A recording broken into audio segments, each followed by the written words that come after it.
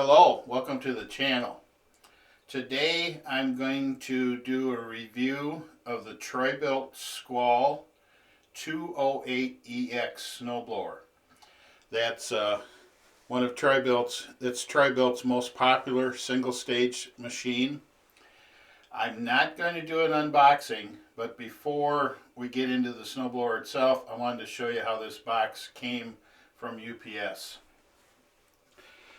UPS does a very good job of handling packages that are 70 pounds or less. When you get over 70 pounds, they don't always handle them very well. The snowblower and the box and all that weighs 103 pounds. So when I got it, one of the ends was ripped out. This flap was untied, so on and so forth. If you are there when the UPS guy is there, have him wait and open up the box and just take a rough guess and see if everything is in the box. So as you can see, this cover is still in here and there doesn't appear to be anything in there. When you open it up, everything seems to be intact. So let's go from there. Alright, so I don't expect anything to be wrong with the snowblower itself, but I just wanted to point out that the boxes don't always show up in nice shape when they're shipped through UPS. So let's get started. Down in the dirt.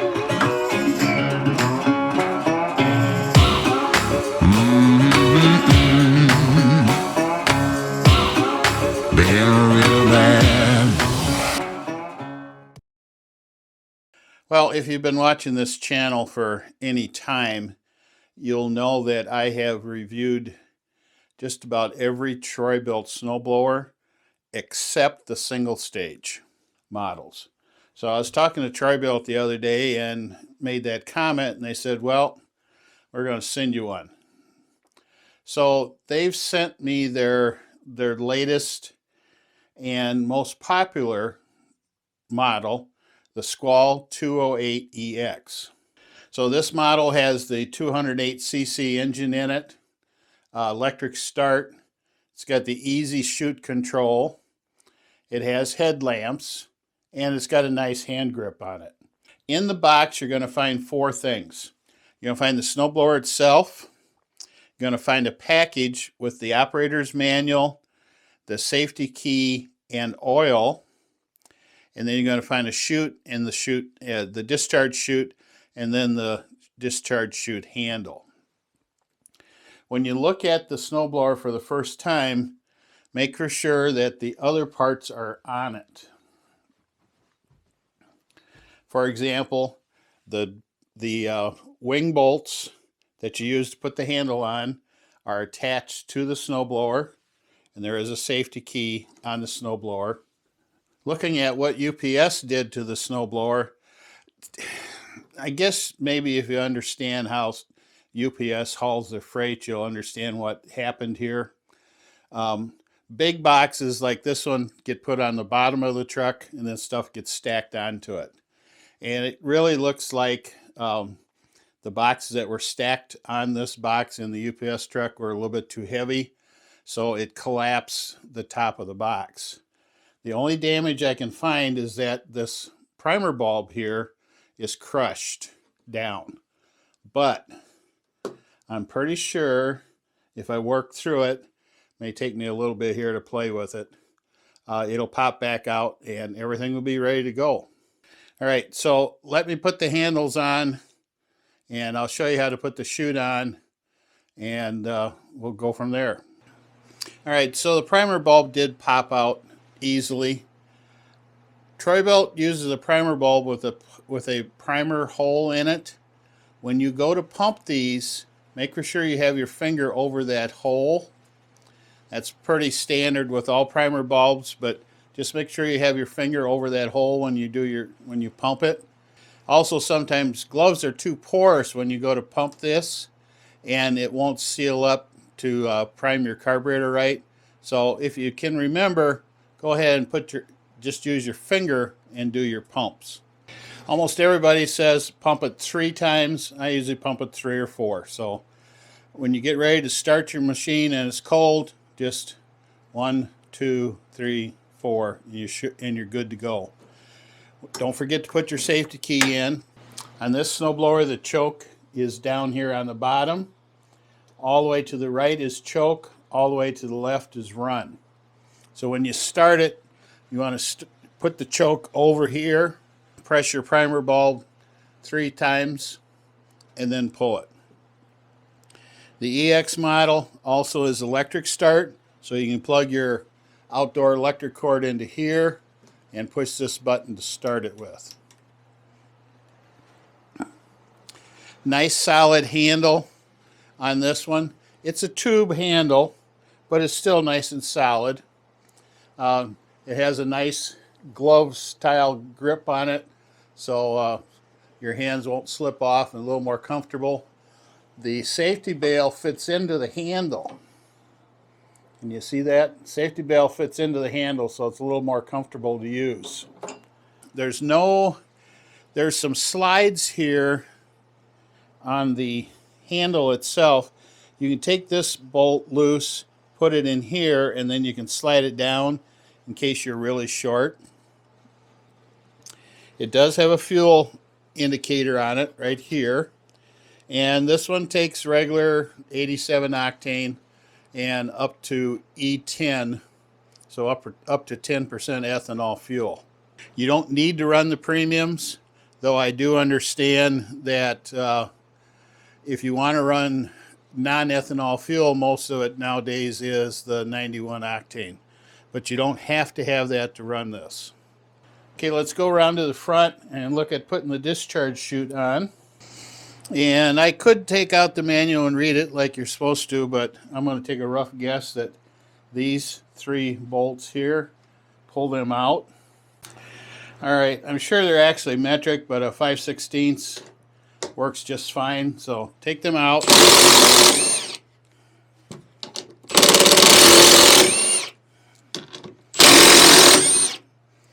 And if you notice, they're kind of offset and there's 2 pins. So, looking at the hole pattern, those 2 pins line up here and back here. And then the other 3, then the 3 bolts also line up. So, 1 bolt in the back, and I'll go ahead and put them on quick.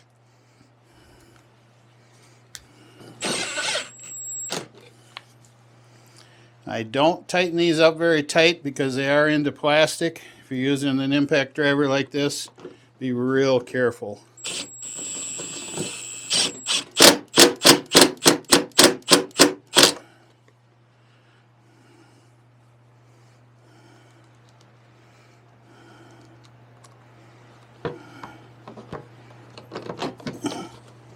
Before I tighten this down, make sure it's on the pin on the back side here.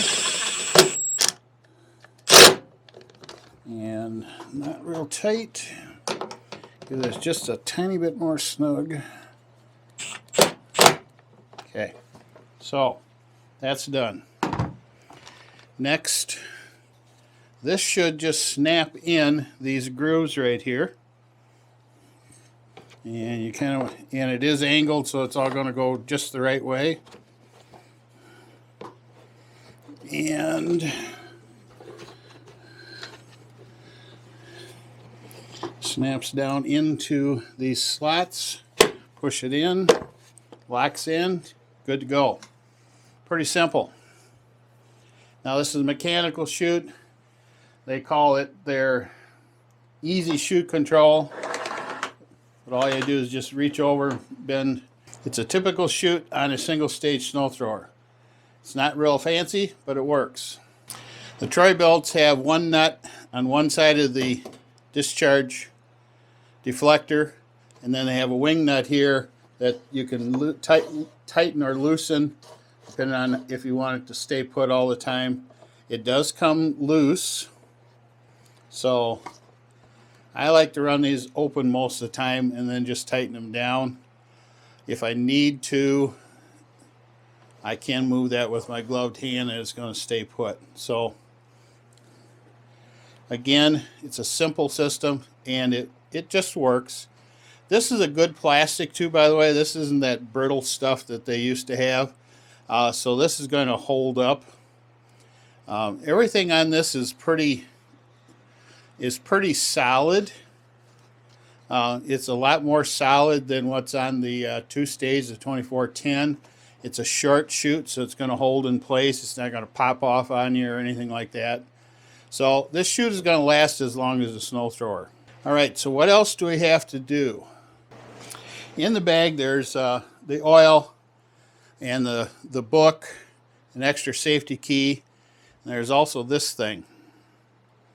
This is a guide for your recoil, so you can get up closer to your handle. And it has a nut. You see the nut? It has a nut. So just pull this out a little bit, put it in here, and put this on. Tighten it down, and there is a little ball on the end of it.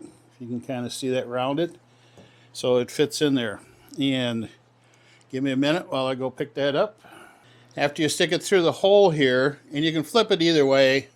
I usually pull from underneath the handle. So I'm going to have this little thing hanging down. The wing nut itself, or the wing nut has a ball on the end of it. That goes into the handle, into the indent there, so everything is nice and solid for you. So there you go. It's all ready to go. Let me move this around so you can get a better look at it. Now, other than putting the oil in, this machine is ready. Depending on the engine brand, most of these smaller, the 179cc, 208cc engines use 17 or 22 ounces of oil. TroyBilt gives you the oil, and it comes in a bag. No more plastic bottles. And just remove your dipstick, unscrew the end of your oil, and carefully get it in there so it doesn't start leaking first. All right, now that it's set just a little bit, make sure the oil's where it's supposed to be in the bottom of the engine. There's 2 marks on the dipstick. The bottom one is, you should add a little oil. The top one is where it should be. So you want your oil somewhere between those 2 marks when you check your oil. And I usually screw it down. And then looking at this one, and this one is right at the mark. So if you want, wipe it off, paper towel, try it again, and yes, it's right at the mark. All right, that's it for getting it started. Here on, all you have to do is put gas in it and start it for the first time. I would recommend that you do that now to make sure everything's going to run on it correctly. Let's continue on with the review of this so you can see if this is a snowblower that you really want or not. All right, let's take a look at the wheels. The wheels are nice and wide. They are a rubber grip type wheel. They're a little hard, but they're still rubber tire on the outside. This plastic holds up very well in cold weather. And as you can see, they're about a 7-inch wheel. So they're a nice size wheel. They shouldn't fill full of snow like some of the other brands. Metal-wise on this machine, it's the TroyBilt steel. In other words, it's a good solid steel. They use indentations in the side of it to give it strength and keep it from rattling.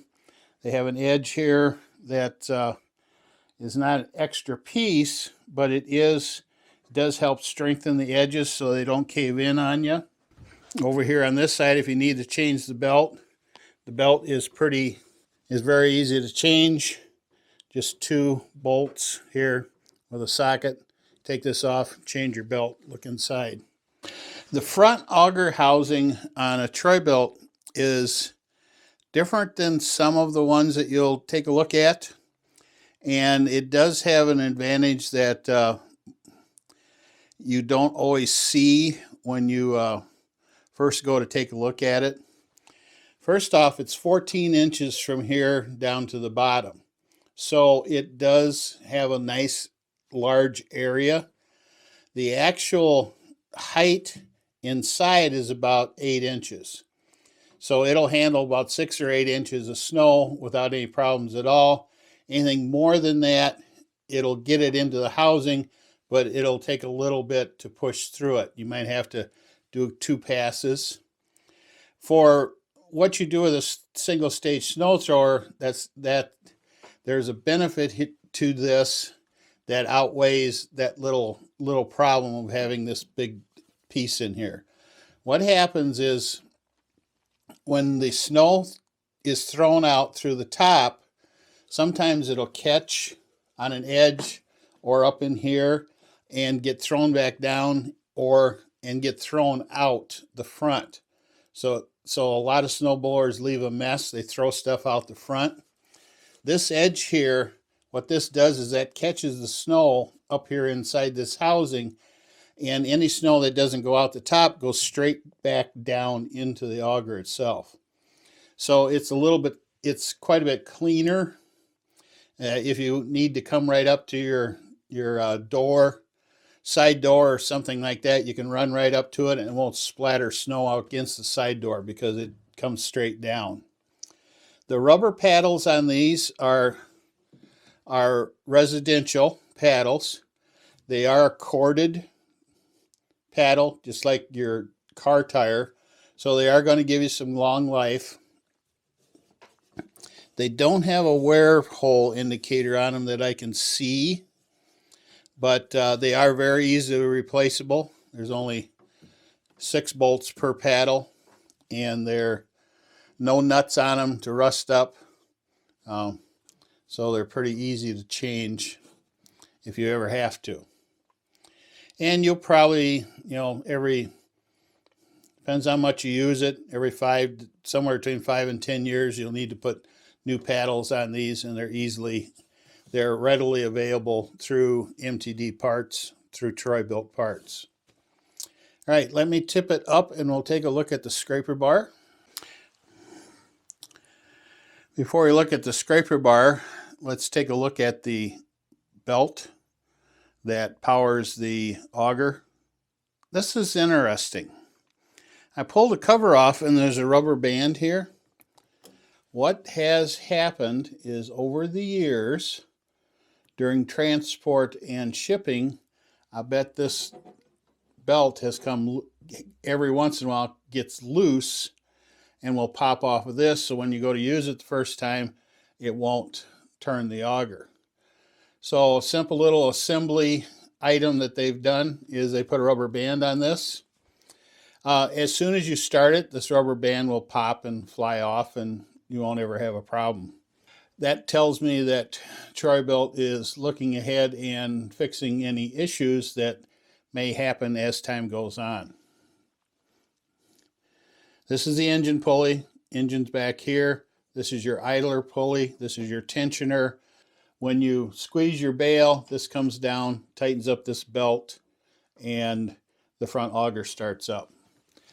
This also moves on this hinge up here, and it's hard for you to see probably because it's all black on black, but there's a brake here. All these snowblowers are set up so that when you release your safety bail, the front auger should stop within a second or 2 or 3. And so that's what this little bracket is here. This is the safety brake. If you ever have to replace this belt, I highly recommend that you use the actual TroyBilt belt. And most places, most dealers now carry the TroyBilt belts. The reason for that is this top piece here may be rounded off on your typical hardware store belt. and that will catch here and cause problems. It'll smell like the belt is burning, and you may see belt shredding pieces come out of the machine. You're probably not actually hurting the belt, but by having an aftermarket rounded belt, it may rub up here on this and not actually give you problems, but give you concern. While I'm here, let's look at this just a second. Down here on the bottom, let's see if I can get this down low enough for us. There we go. The handle comes all the way down to the bottom of the frame on this. So, and there's two good solid bolts down here. So it is mounted real well. It's not going to wiggle and wear out like some of the other brands over the years. All right, now let's move on to the scraper bar. Before I get to the scraper bar, I want to finish up on how this thing throws snow so you understand it. As you can see, these are curved inwards, and then there's a flat spot here. It takes the snow and pulls it to the middle and then throws it up out the center.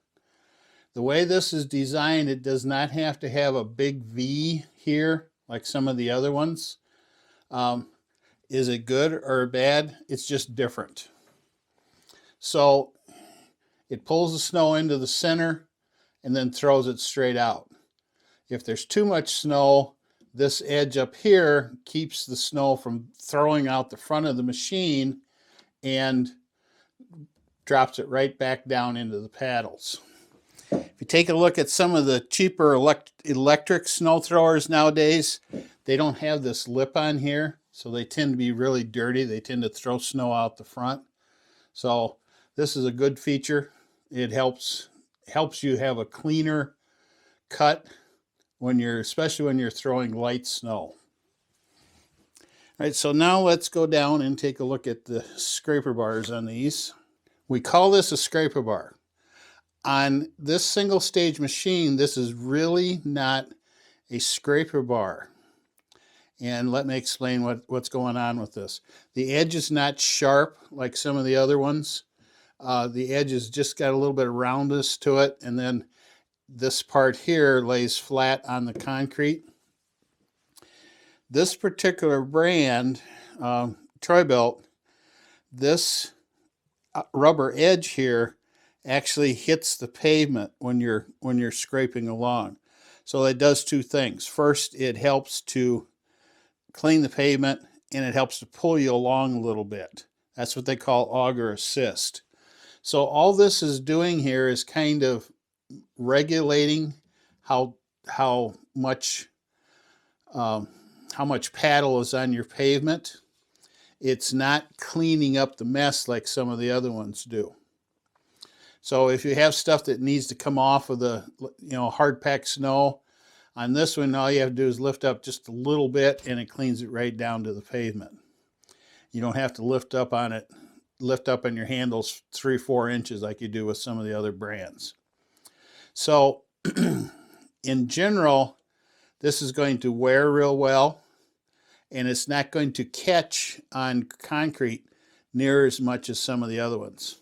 If you've seen me clear with some of the electrics, they're kind of a pain in the butt because they catch on everything. This will ride over it a little bit better.